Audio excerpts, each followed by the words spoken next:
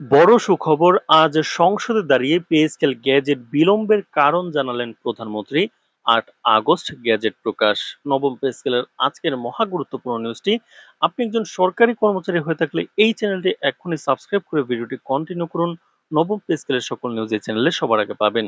দীর্ঘদিনের প্রতীক্ষা আর জল্পনা কল্পনার অবসান ঘটিয়ে সরকারি কর্মকর্তা কর্মচারীদের জন্য এলো এক বিশাল সুখবর। বহুল প্রতীক্ষিত নতুন জাতীয় পে স্কেলের প্রজ্ঞাপন বা গ্যাজেট প্রকাশের নির্দিষ্ট তারিখ শেষ পর্যন্ত ঘোষণা করা হয়েছে। আজ জাতীয় সংসদের অধিবেশনে বক্তব্য রাখতে গিয়ে প্রধানমন্ত্রী স্পষ্টভাবে জানিয়ে দিয়েছেন যে আগামী ৮ আগস্ট আনুষ্ঠানিকভাবে এই পে স্কেলের প্রজ্ঞাপন জারি করা হবে। সেই সাথে গ্যাজেট প্রকাশে কেন এতদিন বিলম্ব হচ্ছিল তার বিশদ ব্যাখ্যা ও কারণও জাতীয় সংসদে তুলে ধরেন তিনি। প্রধানমন্ত্রীর এই বক্তব্যের পর সারা দেশের প্রায় ১৪ লক্ষ সরকারি চাকরিজীবী এবং ৯ লাখ পেনশনভোগী পরিবারের মধ্যে আনন্দ বয়ে যাচ্ছে।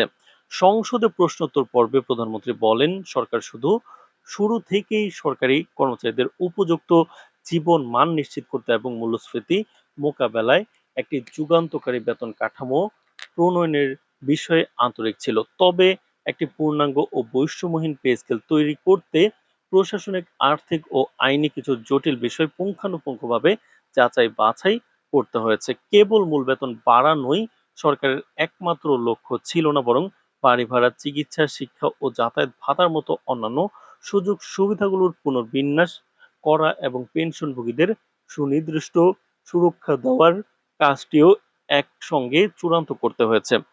এই বিশাল কারিগরি ও আইনি প্রক্রিয়া নিখুঁতভাবে শেষ করতেই কিছুটা অতিরিক্ত সময় লেগেছে বলে তিনি উল্লেখ করেন।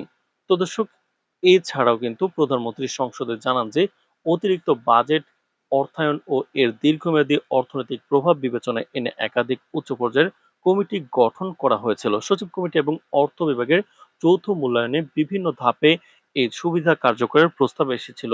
সকল প্রকার আর্থিক দিক সামলে এবং রাষ্ট্রীয় অর্থনীতির ভারসাম্য বজায় রেখে সার্বিক খসড়া চূড়ান্ত করা হয়েছে। আইনি ভেটিং এবং সারসংক্ষেপ অনুমোদনের সমস্ত কাজ এখন একদম শেষ পর্যায়ে রয়েছে। সকল আনুষ্ঠানিকতা শেষে আগামী ৮ আগস্ট সরকারের পক্ষ থেকে আনুষ্ঠানিকভাবে প্রজ্ঞাপন প্রকাশ করা হবে। তো দর্শক, নবম পে স্কেলের যে কোনো গুরুত্বপূর্ণ নিউজ পেতে অবশ্যই এই চ্যানেলটি সাবস্ক্রাইব করে ভিডিওটি কন্টিনিউ করুন। প্রধানমন্ত্রী সংসদে জানান যে এবারের পে স্কেলে ১১ থেকে ২০ গ্রেডের কর্মচারীদের বেতন ও ভাতা বৃদ্ধির দিকে বিশেষ নজর রাখা হয়েছে। এই গ্রেডগুলোতে বেতন ও ভাতা উল্লেখযোগ্যভাবে বাড়বে, যা অতীতের সকল রেকর্ড ছাড়িয়ে যাবে।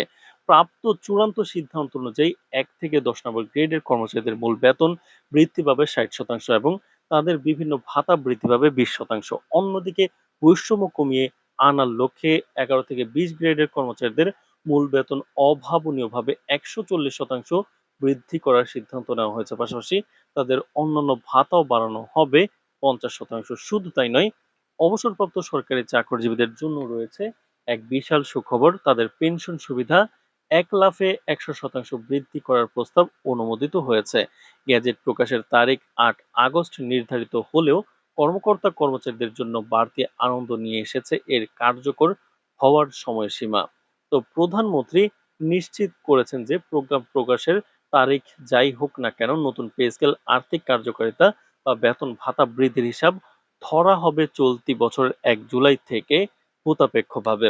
তো অর্থাৎ সরকারি কর্মচারীরা আগামী মাসের বকেয়া, অর্থাৎ গত মাসের বকেয়া সহ নতুন কাঠামো অনুযায়ী বর্ধিত সুবিধা পেতে যাচ্ছেন। তো দর্শক, ভিডিওটির এই মুহূর্ত পর্যন্ত যারা দেখছেন, চ্যানেলটি সাবস্ক্রাইব করে ভিডিওটি কন্টিনিউ করুন নবম পে স্কেলের সকল নিউজ সবার আগে পেতে।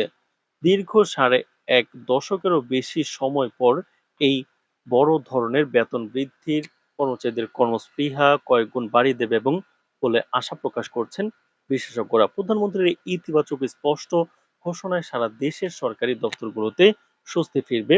সরকারি কর্মকর্তা কর্মচারী কল্যাণ সমিতি সহ বিভিন্ন সংগঠনের নেতৃবৃন্দ এই সিদ্ধান্তকে স্বাগত জানিয়েছেন এবং প্রধানমন্ত্রীর প্রতি কৃতজ্ঞতা প্রকাশ করেছেন। ৮ আগস্ট গ্যাজেট প্রকাশের খবরের মাধ্যমে দীর্ঘদিনের উদ্বেগ ও অনিশ্চয়তার অবসান ঘটছে বলে তারা মনে করছেন। এখন কেবল প্রজ্ঞাপন জারির অপেক্ষা, যা সারা দেশের লাখো কর্মচারীর জীবনে নতুন স্বস্তি এনে দেবে। তো দর্শক, নবম পে স্কেলের যে কোনো গুরুত্বপূর্ণ নিউজ পেতে অবশ্যই এই চ্যানেলটি সাবস্ক্রাইব করে রাখুন।